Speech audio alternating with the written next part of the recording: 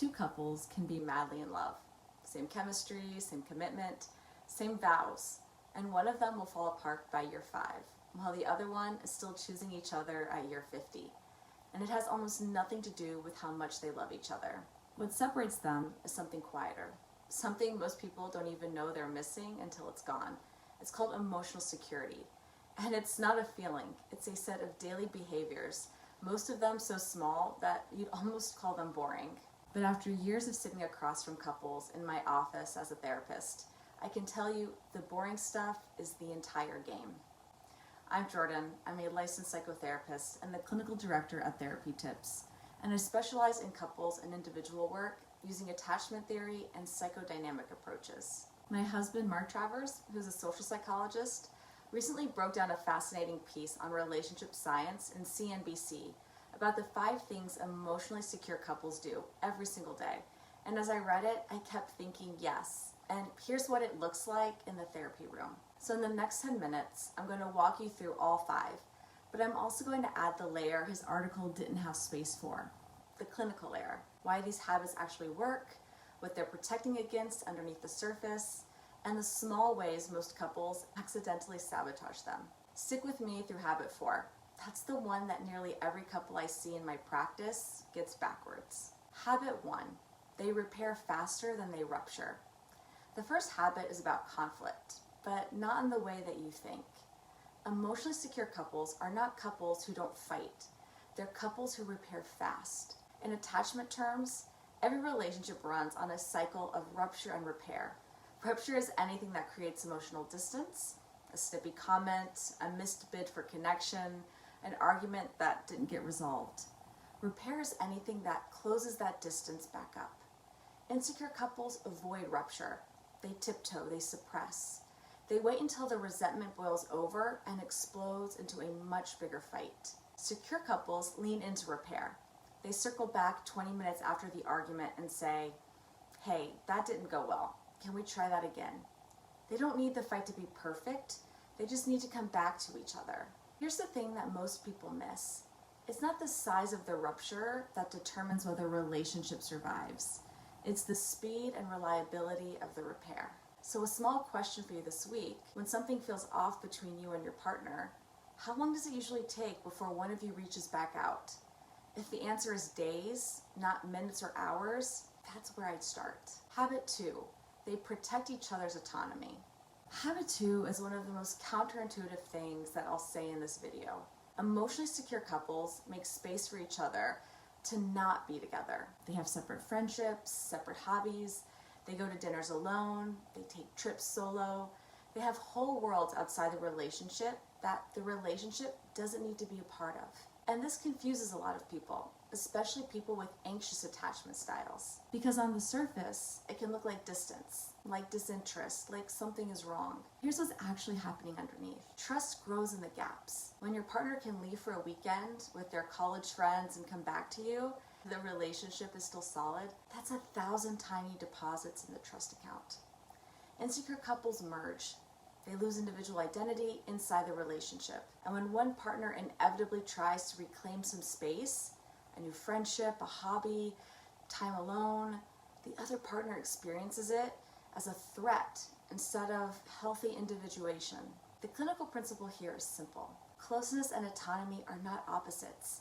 They're partners. You can't have deep intimacy without 2 distinct whole people choosing each other again and again. If your relationship has slowly collapsed into a single shared identity, same friends, same interests, no space, that's something to gently start unwinding. Habit 3, they fight the boredom before it fights them. Okay, habit 3. This is one where I disagree slightly with my husband, and I have told him as much. Emotionally secure couples actively combat boredom. They plan novel experiences together. They try new restaurants, they learn new things, they surprise each other. The research is clear. Novelty is a real predictor of long-term satisfaction. But here's what I'd add as a clinician. The most dangerous form of relational boredom isn't the absence of activity, it's the absence of curiosity. Couples don't go stale because they stopped going to new places. They go stale because they stopped asking each other new questions. You know your partner's coffee order. You know how they sleep. You know their work stress. But when was the last time that you asked them something you genuinely didn't know the answer to?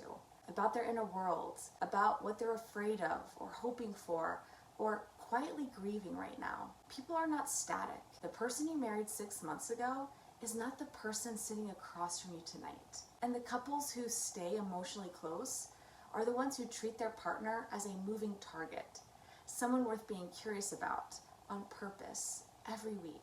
So yes, plan the trip, try the new restaurant, but also ask one real question this week. Not a, how was your day? A real one. Habit 4, they sit with doubt without acting on it. This is the one I told you to stick around for. Every relationship has doubt. Every single one. The longest, healthiest marriages I've ever worked with have included moments where one or both partners thought, is this the right person? Are we still right for each other? Did I make a mistake? That's not a sign your relationship is broken. That's a sign you're a human being capable of reflection. What separates secure couples from insecure ones isn't the absence of doubt, it's what they do with it. Insecure couples treat doubt as evidence. Doubt shows up and the brain immediately starts building a case. They start scanning for reasons to confirm what they're afraid of. They withdraw, they emotionally check out, sometimes they sabotage. Secure couples treat doubt as information. They notice it, and they sit with it. They get curious about what it might be pointing to underneath. Am I lonely? Am I disconnected? Am I projecting something from my own history onto my partner? They bring it into the relationship instead of letting it metastasize in private. Here's a clinical reframe I want you to take with you. Doubt is almost never about your partner.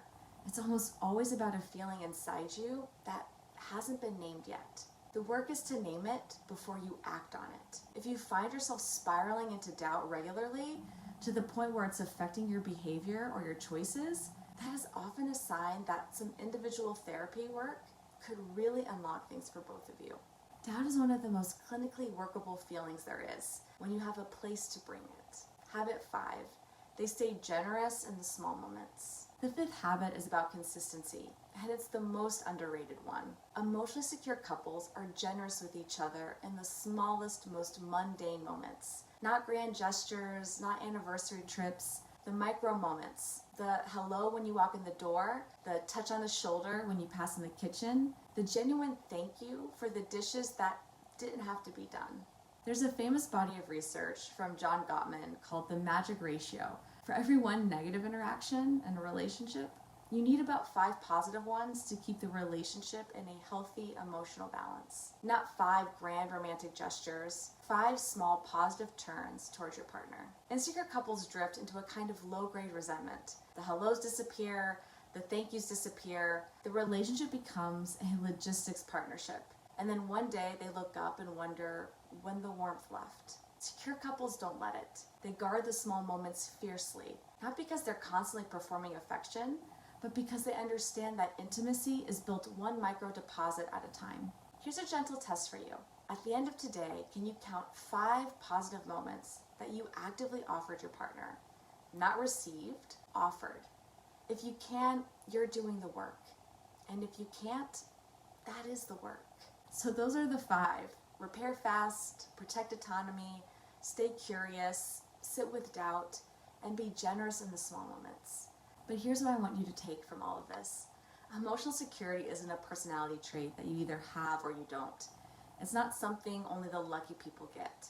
It's a set of behaviors that are completely learnable at any age, in any relationship, with any history. If you've watched this video and recognized your relationship in the insecure patterns more than the secure ones, that's not a verdict, that's a starting point. This is exactly the work that I and my colleagues at the Therapy Tips do with couples and with individuals, building emotional security from the inside out, often going back to the attachment patterns we learned long before we ever met our partners. If that resonates with you, I've got more on the therapytips.org website, and I've left a link to book a consultation in the description below. I want to know which of these 5 hit hardest for you. Let me know the number in the comments. And if you're feeling brave, tell me which one is the hardest one for you right now. And next week, I'm going to go one layer deeper into the specific attachment styles that make habits 2 and 4 the hardest, and what to do if you recognize yourself in either pattern. Subscribe so you don't miss it, and take really good care of yourself this week.